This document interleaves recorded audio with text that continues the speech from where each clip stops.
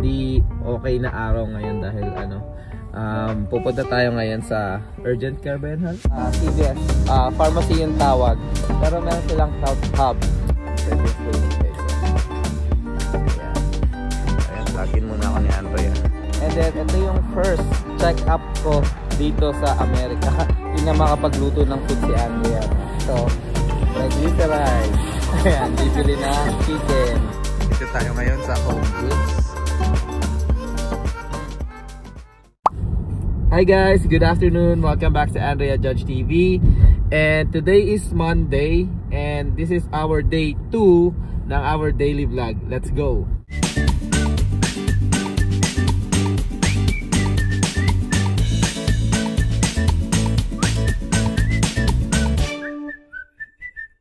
Kakauwi ko lang sa work. Actually hindi pala kakauwi, nag-early go home ako kanina. Dumating ata ako mga around 1:30, no? And then nakatulog na ako. Ayan. And today medyo di okay na araw ngayon dahil pupunta tayo ngayon sa urgent care ba yan, Hal? Or parang magpapa-consult lang ako guys kasi parang ilang days na I think this like the fourth day na.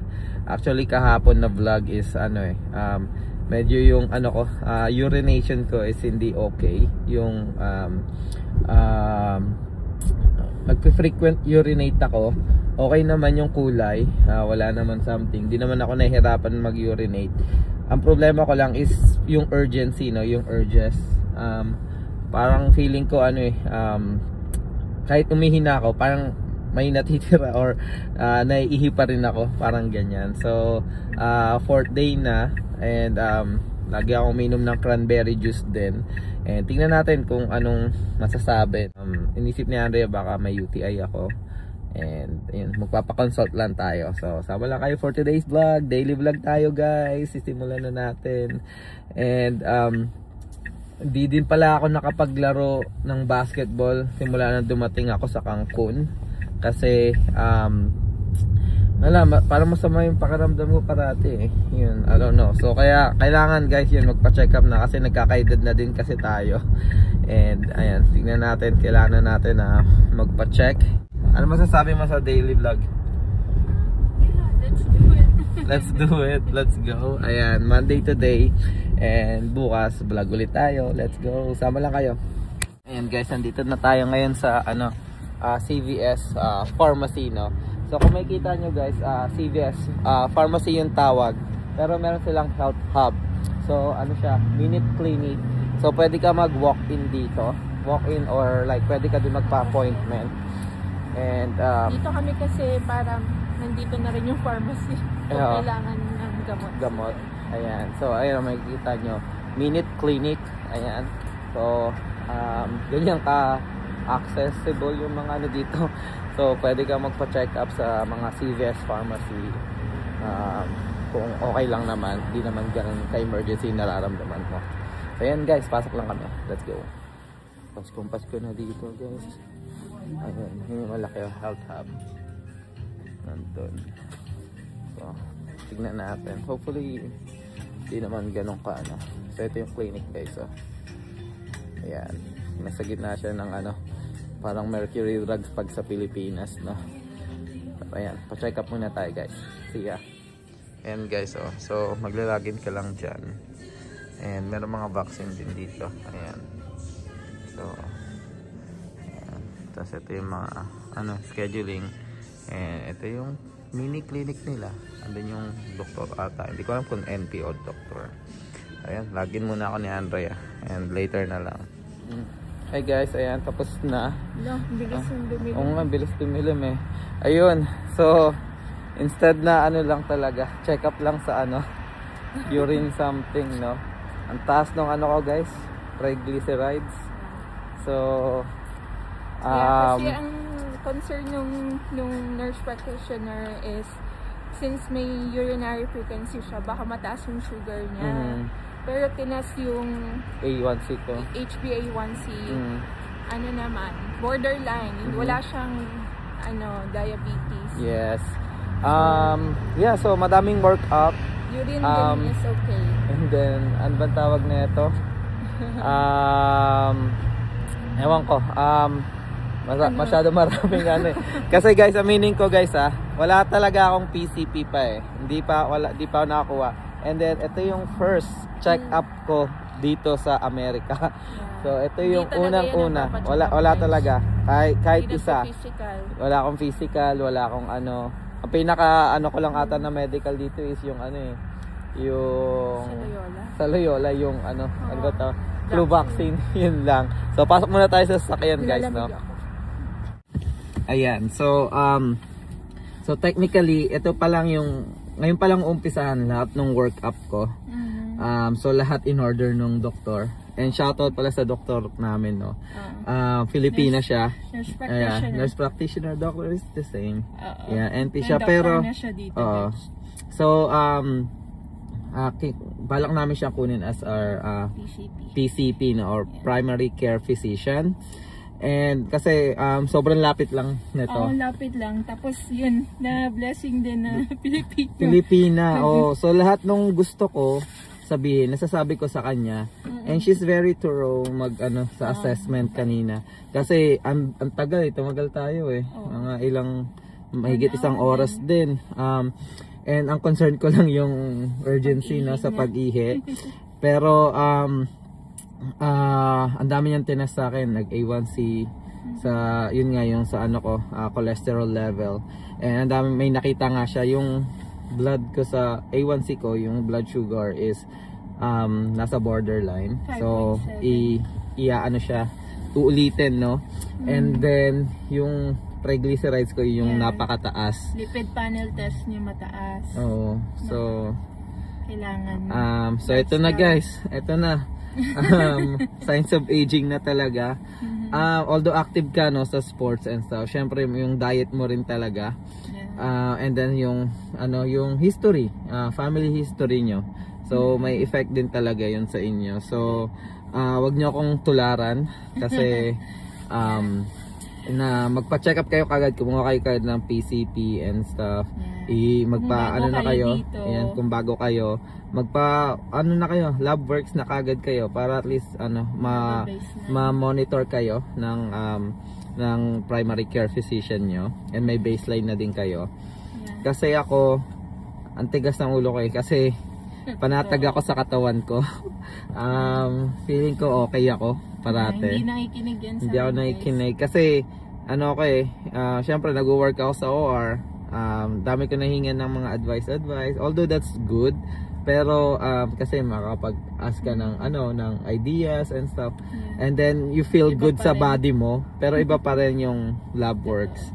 So guys, highly suggest namin na pagdating nyo dito, kumuha na kaagad ng PCP sa mga anak nyo and sa inyo mismo, and kumuha na kayo ng baseline kasi yun nga, iba din dito sa Amerika yung pagkain, weather. Naalala ko guys, eto hindi pa namin na babanggit, pero pagdating pa lang namin dito, sinabihan na kami na let's kumuha na tayo ng life insurance. Yes. Kasi sa mga life insurance kailangan ng labs eh.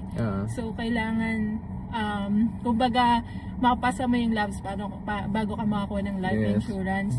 Sabi nung tita ko, sabi niya kailangan ngayon na kayo kumuha kaysa maghintay pa kayo ng ilang years. Kasi kung papatagalin nyo pa, baka and then yung mga sakit nyo, maglalabas na yung sakit nyo. So yun pala, nagpa-blood works pala ako nung kumuha ako ng life insurance, and lahat is positive. Kahit nasa Pilipinas ako, lahat okay yung mga lab works ko. Kaya dito, yung body ko, madalang din ako magkasakit, di ba? Hindi ako masyado nagkakasakit. Yung mga ubo-ubo lang, ganun. Pero hindi pa talaga ako na-admit sa hospital. Bata pa lang ako nung na-admit ako sa hospital. Dengue pa yun eh. So hindi pa talaga, wala pa akong hospitalization since nung grade 1 ako na na-dengue ako. Pero ayun, guys, marirealize nyo pagka nagkakaedad na talaga kayo.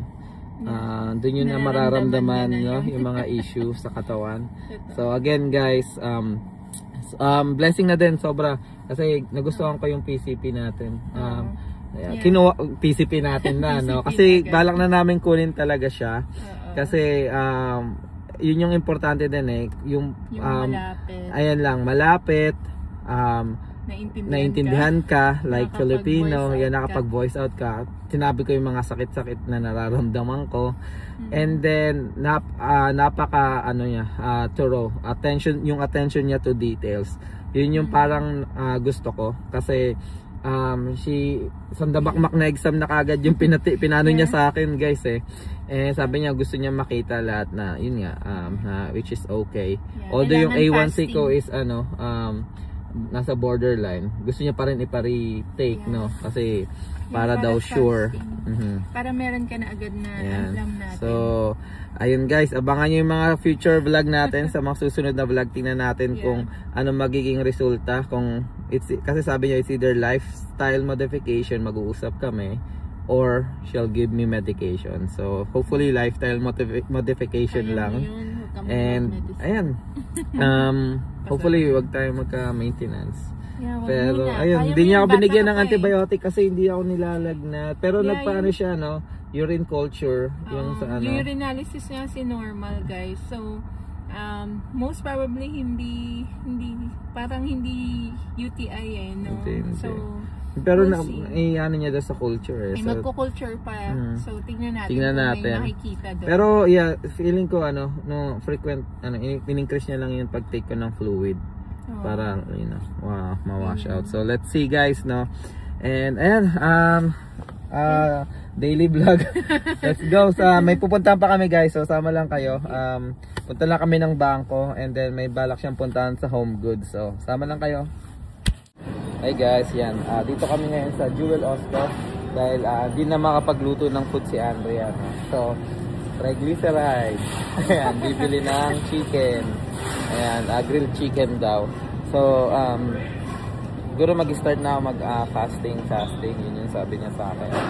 And, ayun. So, hopefully, mag-workout, no? Buy one, get one. Buy one, get one. So, bread. Siguro bread na lang ibaon sa akin, wag na rice. Mix to, pero... Hindi, parang with bread. Tapos, kuha ako ng palaman. Ayan. So, guys, alam niyo yung favorite ni Andrea? Grilled chicken. Ayan, yung grilled chicken dito. Ayan guys, bibili lang kami. Update ko kayo later. Ayan. Nakabili na kami guys ng food and may mga salad. Wow, healthy living na. Nag-salad. Yung bumili yung salad si Andrea. And some spread, no, for sa bread. And guys, tignan nyo guys. Sobrang dilim na guys, no. And ngayon is 5:45 PM pa lang. Pero tingnan nyo guys, 5 PM ang dilim na. Ayan. So punta muna kami bangko guys. May iuhulog lang. And then ano ba tawag na ito? And then punta tayo Home Goods, diba? Sabi mo? Yeah. May gusto kang bilhin. Yan kasi lang ako sa Home Goods. Nire-renovate nga ni Andrea yung yung CR. Yun guys, nandito na tayo sa Bank of America. Ayan, so ang kagandahan din dito sa America guys, hindi ko lang sure kung meron na sa Pilipinas, pero deposit, withdrawal, or some other transaction pwede mo magawa through drive-through. And very convenient. Kasi sa Pilipinas nung dati pag magde-deposit ka, kailangan mo pa pumila sa bangko, kuha ng number, and yan, pahirapan. Pero dito ayan, lang, drive-thru lang. Dito tayo ngayon sa Home Goods. Bibili siya project, another project. Tinitingnan ko kasi kung mas mura dito kaysa dun sa Amazon? Yeah. Yan, tignan natin. Guys, itong Home Goods na to. Ano to? Hindi to parang hindi mga second hand, di ba? Mga siya? Naka-sale siya. Naka-sale, mura. Pero magaganda yung mga, kung gusto niyo mga decoration sa bahay, yan, dito sa Home Goods. Ewan ko kung nag-vlog na ako dito pero ayan guys. Tingin tayo. Christmas season. May mga pang fall pa nga yun. I think nag-vlog ako dito before. May binili tayo sa corner natin. Diba? Yan. Ito, mga design. Hanapin lang namin guys yung hinahanap ni Andrea. Guys, pumipili na si Andrea. So ito yung napili niya guys. Yung, lagayan to ng tissue sa sa gilid. So, mas mura daw $15 kaysa sa Amazon 25. So, lalagay mo yung tissue dito, tapos yung refill dyan sa baba. So, nasa gilid yan. And may ginawa siyang rack kasi. So, yan, pipili pa siya kung anong gusto niya. Yan. Later. Hi guys! Ayan. Nabili na namin. Medyo naparami sa design si Andrea.